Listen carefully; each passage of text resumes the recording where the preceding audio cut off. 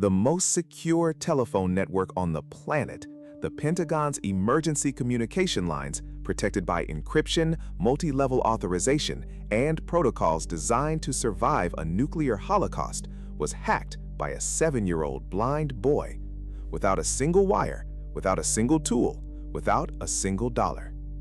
He just whistled. An operator on a classified comms line picked up the receiver, expecting to hear the voice of a duty officer with an urgent dispatch. Instead, a child's voice came through the speaker. The boy politely asked what the weather was like in Washington, D.C. The operator hung up. He picked the receiver back up. The line was dead. Realizing that something had just happened that completely defied standard operating procedure, he reported it up the chain. The chain reported it higher. Within a few levels, the information reached the people whose entire job was to worry about exactly this kind of thing. Because by definition, a classified Pentagon line cannot receive calls from outsiders, the architecture of the network made it physically impossible. You couldn't call it by accident. You couldn't call it at all unless you had specialized equipment, specialized access, and specialized clearance. They started hunting for a spy ring. They searched for weeks. What they found was a blind kid in the suburbs whistling tunes into a regular home telephone out of sheer boredom. Think about that. The budget to secure Pentagon communications in the 1960s was hundreds of millions of dollars a year. Hundreds of engineers, dozens of clearance levels, physical armed guards at switching hubs, and all of it was bypassed by a biological function that every human is born with: the ability to whistle. To understand how this was possible, you have to understand the architecture of the American telephone network in the 1960s, and you have to understand one specific person inside of it. By the 1960s, the United States telephone system, run by AT&T, was the largest technological structure in human history. Not metaphorically, literally. Millions of miles of copper wire stretched across a continent. Tens of thousands of mechanical switching centers. Massive halls filled with rows of electromechanical relays clicking and snapping hundreds of times a second, physically connecting one wire to another when you dialed a number. A network that cost more than the Apollo space program. A network that everything relied on. Banks, hospitals, military bases, the government. And here is the craziest part.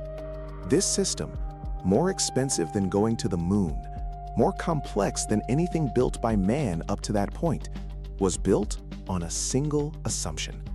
Just one. The engineers who designed it were absolutely certain of one thing.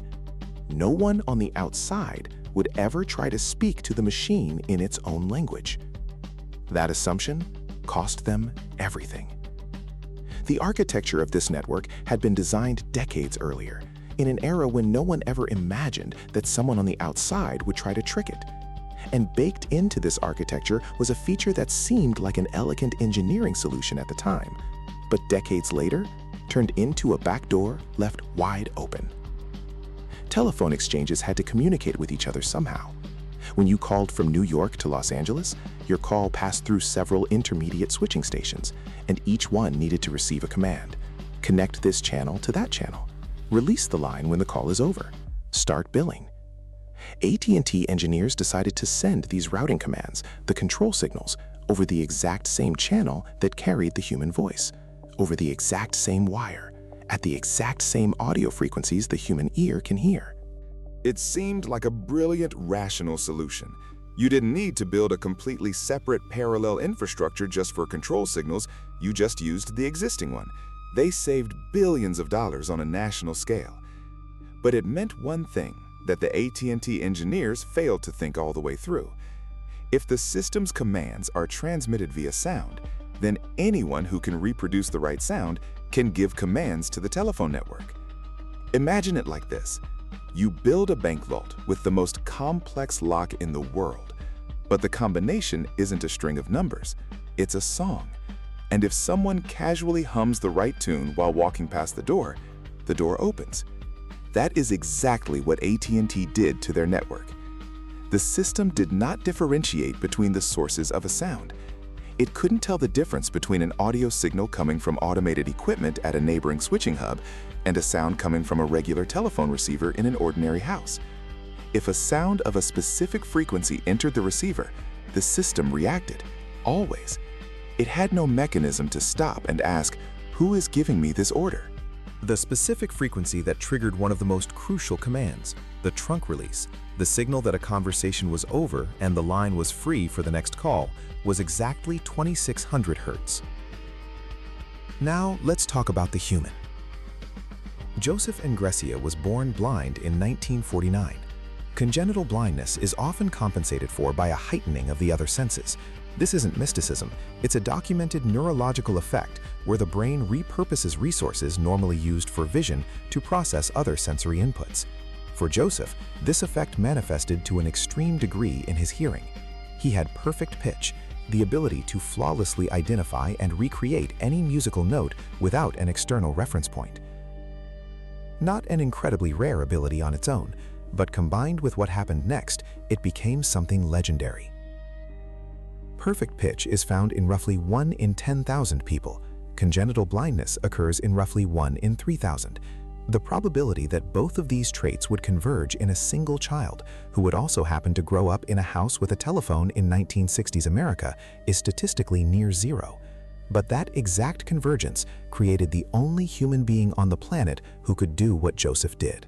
Joseph grew up in a house where the telephone was his primary source of entertainment and connection to the outside world. For a kid who couldn't watch TV and couldn't run outside to play as freely as sighted children, the phone was everything. He spent hours talking on it, listening to it, dialing random numbers. He discovered something. If he whistled a very specific note into the receiver during a call, something weird happened on the other end, a switching sound. Sometimes the call dropped. Sometimes, however, something much more interesting happened. The line didn't disconnect completely, but its behavior changed. Most kids would have chalked this up to a weird, glitchy noise and forgotten about it. Joseph was not most kids. He had perfect pitch, which meant he could recreate that exact same sound again and again, and with microscopic variations, until he found the exact precise note that triggered the effect every single time. 2600 Hz, the exact frequency the AT&T engineers used for the trunk release command. A 7-year-old blind boy with perfect pitch had found the master control frequency for the largest telecommunications network on the planet, using nothing but his own lips. Ask yourself a question.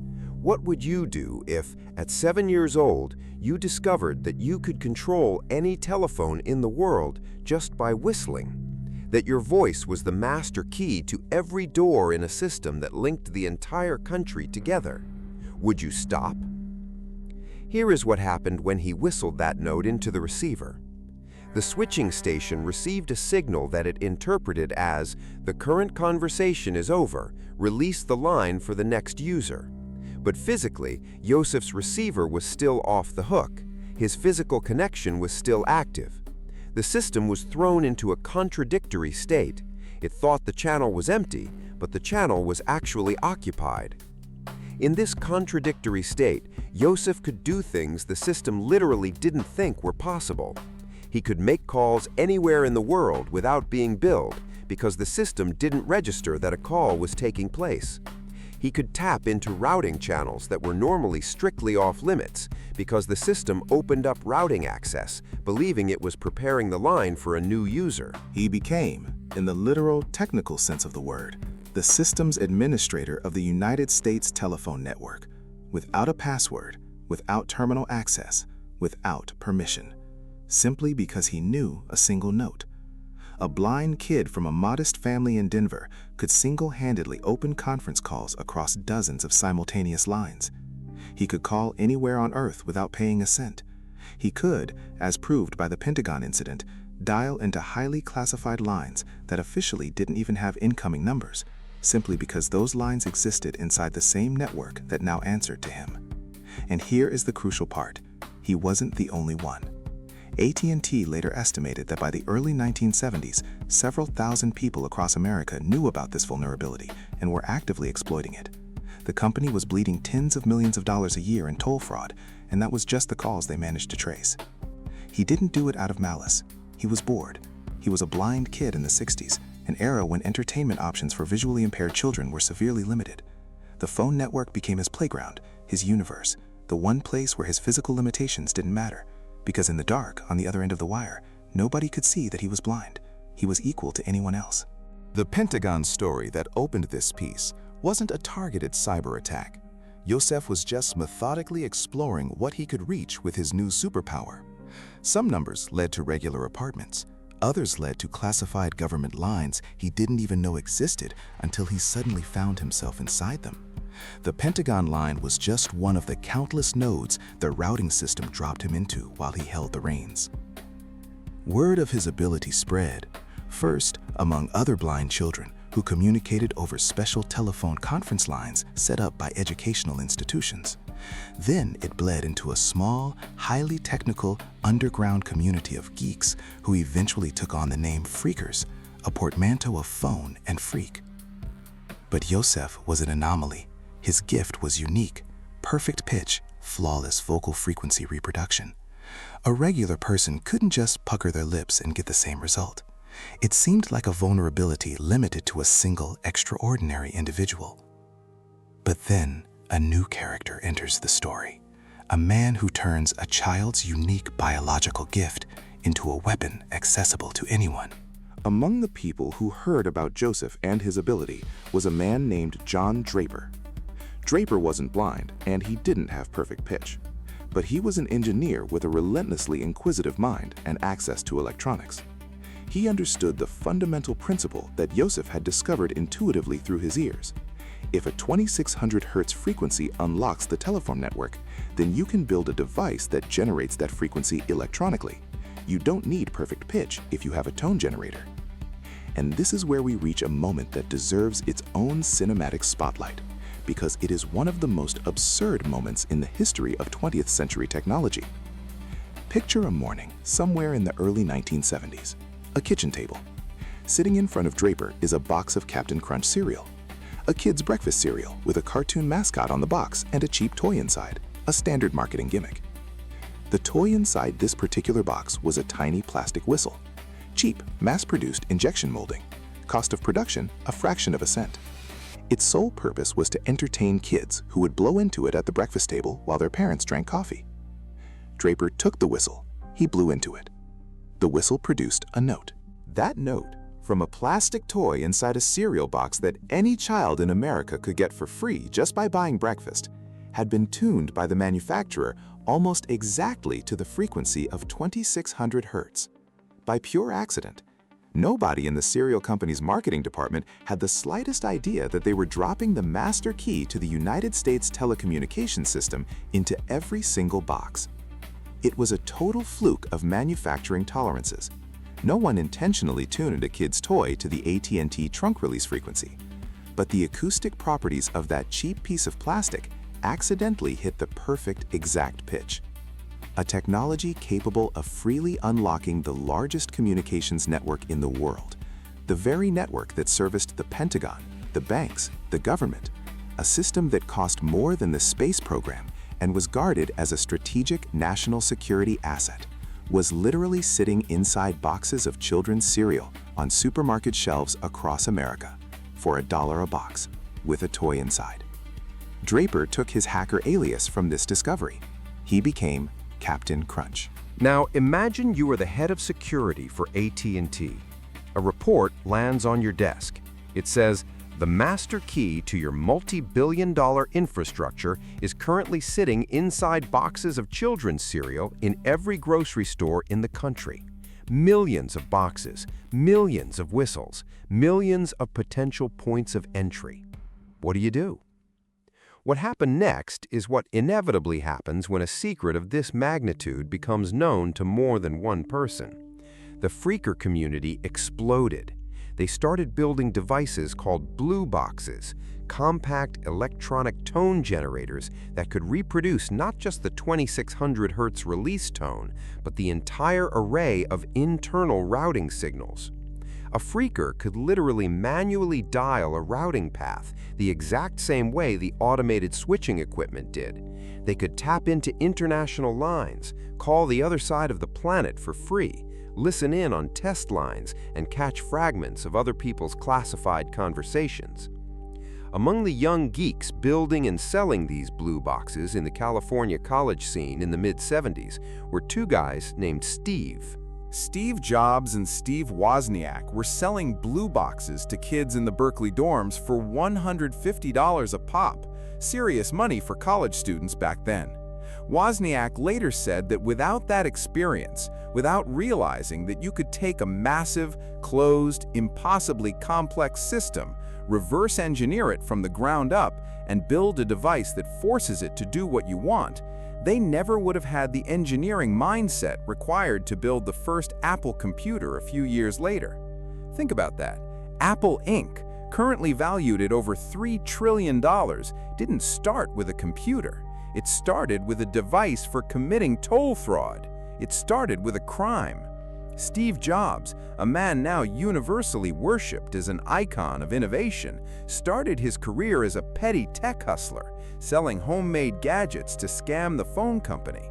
He openly admitted this in interviews. AT&T and federal law enforcement finally realized the sheer scale of the problem in the early 1970s, when phreaking stopped being a tightly guarded underground secret and started making headlines in the mainstream press.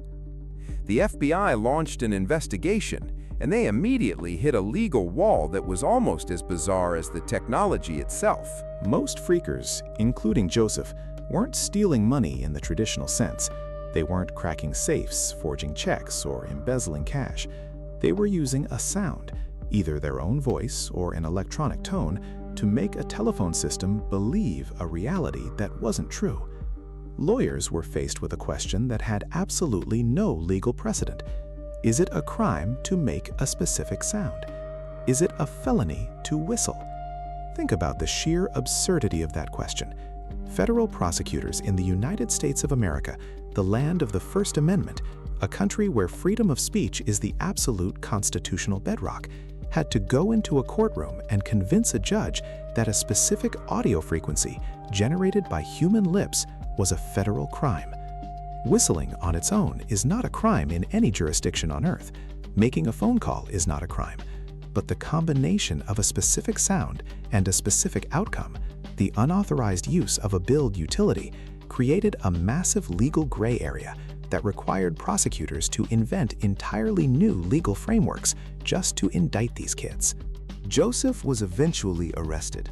The legal consequences for him were relatively mild. He was a minor, he was blind, there was no malicious intent, and he hadn't made a dime off of it. But the mere fact that federal investigators spent months tracking down a massive security breach, only to find out it was just a guy whistling a note, became a source of deep institutional embarrassment. You can see it in how carefully AT&T and federal agencies spoke about the incident in public for years afterward. For AT&T, the problem wasn't Joseph personally. It wasn't even the handful of college kids with their homemade tone generators. The problem was the architecture. If the control mechanism for the nation's largest communications grid could be hijacked using a plastic whistle from a cereal box, it meant that any human being with basic technical curiosity and access to a supermarket was a potential threat to national infrastructure. The scale of the vulnerability wasn't about how many people knew the trick today. It was about how incredibly easy it was to learn and how effortlessly it could be weaponized. What AT&T had to do next is the equivalent of discovering that every single lock on every single house in the United States could be opened with the exact same blank key, and having to replace every single lock in every single house, without ever interrupting the lives of the 100 million people walking through those doors every day. Over the next few decades, this was a massive, agonizingly slow process, not an overnight patch. AT&T fundamentally rebuilt the signaling architecture of their entire network. The new principle was called out-of-band signaling, common channel signaling SS7. The network's control commands were entirely stripped out of the user's voice channel. They were moved to a completely separate, parallel, heavily encrypted infrastructure. The user could no longer physically reach the routing system with any sound they made into the receiver, because the voice channel and the control channel were now two completely different physical and logical domains. It was one of the largest infrastructure overhauls in the history of telecommunications. The cost was measured in billions of dollars and decades of labor. They essentially ripped out and replaced the foundational logic of a network that had served millions of lines across a continent for half a century. And all of it was done in response to a threat that in its purest form was just a kid who knew how to whistle one specific note. Billions of dollars, decades of work, the total replacement of the largest technological system in history because of a whistle. No terrorist group, no foreign spy agency, no hostile military on Earth ever inflicted the kind of financial damage on AT&T that was inflicted by a blind kid who just wanted to know the weather forecast in Washington. What happened to Joseph and Gresha? He didn't become a tech billionaire, he didn't found a company, he didn't patent anything, and he never received the kind of global recognition bestowed upon the men who started their empires by riding the coattails of the phenomenon he discovered first. At some point in his adult life, he changed his name, officially and legally. The new name he chose was Joybubbles. The guy who hacked the Pentagon at age 7 named himself after a brand of children's soap. Not Dark Hacker, not Ghost in the Machine, Joybubbles. And that tells you more about him than any FBI dossier ever could. He stated publicly that he wanted to remain 5 years old forever, not in physical age, but in a specific state of perceiving the world, a state of innocence and wonder that he believed most adults tragically lost, and which he consciously chose to preserve as the core of his identity. He worked with children, advocated for childhood development and play, and lived a quiet, private life. He made no demands for the status or wealth that he objectively could have claimed as the first human being to successfully hack the largest technological infrastructure on the planet using only his vocal cords. He died in 2007 at the age of 58 in Minneapolis, quietly, without massive obituaries in major papers, without recognition from the trillion-dollar tech industry that he, arguably, helped spark. Steve Jobs, who sold blue boxes based on Joseph's discovery, died a billionaire, known by every person on the planet. John Draper, who popularized the whistle, became a legendary figure in the hacker underground, with books written and movies made about him. Joseph and Gresha, the man who found it all first, at 7, with nothing but his own lips, died in obscurity under the name Joybubbles. History is rarely fair to those who get there first. The telephone network he hacked as a 7-year-old boy no longer exists in that form today. Electromechanical switches were ripped out and replaced by digital systems decades ago. The principle of separating voice data from control signals became the absolute industry standard, not just for telecom, but for virtually all modern data networks. Because the lesson Joseph taught the world turned out to be universal. A system that listens to a single channel and blindly trusts everything it hears on that channel will eventually meet someone who learns how to speak its language. The modern internet, global banking networks, the control grids of critical infrastructure, all of them are, to varying degrees, built on the principle first demonstrated by a blind kid whistling into a telephone receiver. Separate your data channel from your command channel, because if you don't, sooner or later, someone will find a way to speak with the voice of your own system. And here is a fact you should pay very close attention to. In 2023, cybersecurity researchers discovered that modern voice assistants, Alexa, Siri, Google Assistant, can be hijacked using ultrasonic commands. Sounds that the human ear cannot hear. Sounds that can be broadcast through a wall, through a closed window, hidden invisibly inside the audio track of a YouTube ad. The device hears the command. The human sitting right next to it hears absolutely nothing. Does that remind you of anything?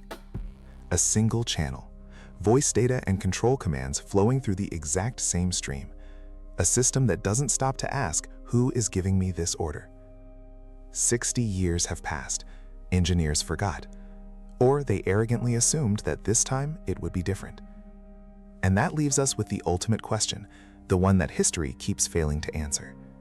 If the largest, most expensive technological infrastructure of the 20th century was critically vulnerable to a 7-year-old blind boy with perfect pitch and a plastic cereal whistle that cost a fraction of a cent, how many supposedly unhackable systems running our world right now contain that exact same architectural flaw, just waiting, not for a hacker with a supercomputer, but for someone who accidentally finds the right note?